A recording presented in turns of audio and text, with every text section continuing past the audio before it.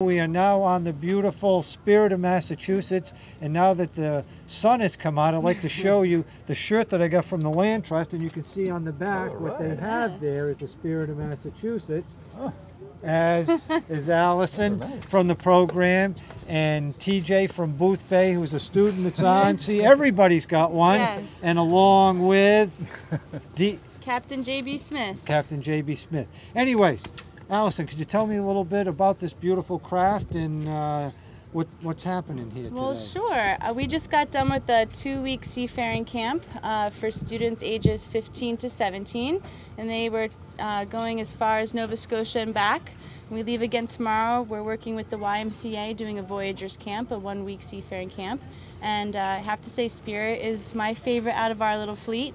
She is fashioned after the Fredonia, which is a classic fishing schooner. She's very fast and sleek, as you can all see. And she also got done with doing part of a voyage for our 17-week semester program, which TJ was a student on and JB was the captain. TJ actually was able to sail her right into Boothbay Harbor, so proof in the pudding there that students really do learn how to sail the vessel. They all did, so that's pretty much what we're doing here today. We're allowing people to come on board, check her out.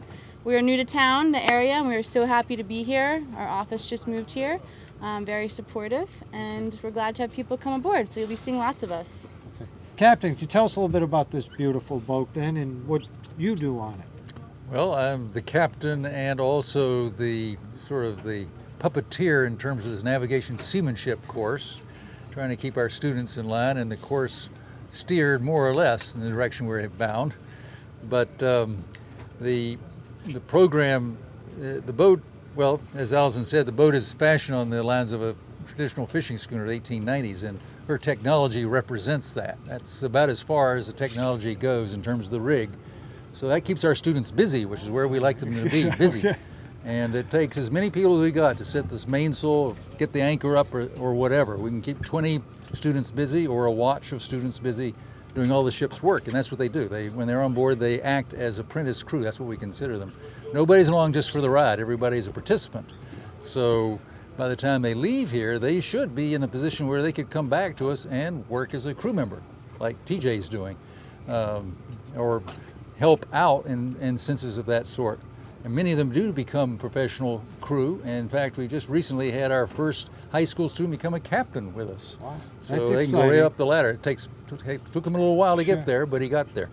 So our programs are very interactive, encouraging the students to live the life and do the ship's work to get from A to B. That trip that we finished back in May that TJ was on, we sailed almost 7,000 nautical miles, which is quite a distance. That's back and forth across the Atlantic Ocean, basically, from Trinidad to Mount Desert Island, and this little hook over towards Belize and Honduras in the route. So during that time, the students were standing the watches, doing any of the ship's work that needed to be done, as well as taking an academic course, which gave them a semester's worth of high school credit in terms of the academics, learning history, literature, marine science, all oriented towards the places we were at the time. So when they were learning about literature, they were studying Caribbean authors at the time, or they were learning a history of the Maine coast when we were up this way. So it's all really relevant and tagged to where the boat happens to be at the time, our academics. It's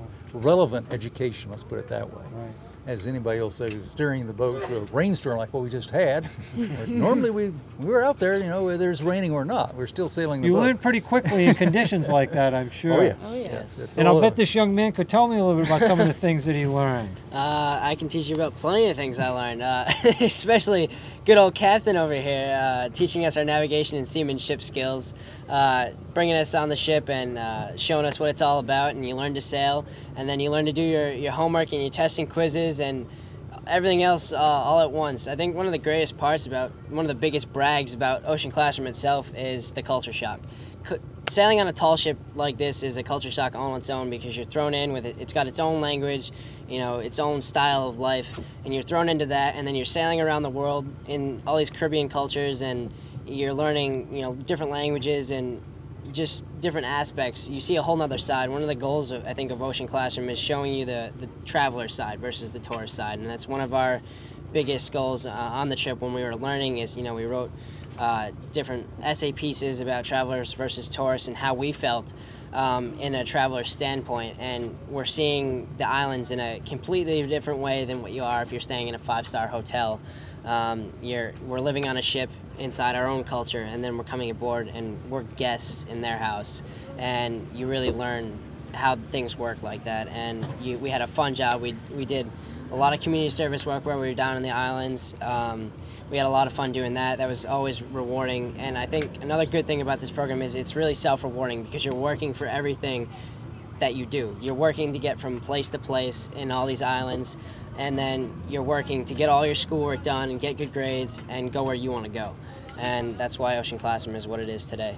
And this is all from a young man who came from Boothbay Harbor to have this great experience then. And didn't know anything about sailing. This must have been quite a shock for you. It is. That's one of the claims to fame of Ocean Classroom and their prestige program here is it's 4 months and it's a culture shock in several different ways. Like when we were in the Dominican Republic having to learn on spot, you know, if you're not familiar with Spanish and everybody there is speaking Spanish. The little Spanish I know was so fun to be able to communicate with the locals there. Some of the local boys would come around, the shoe shine boys try and shine your shoes, and you're like, no, I don't want it. And then, you know, but then you have conversations with them, little small things like, you know, talking about baseball or something that you can relate to, and they really just envy all the things that we're all about here in America, and you can see that, and you see their passion to try and be somebody, and you really just envy their passion.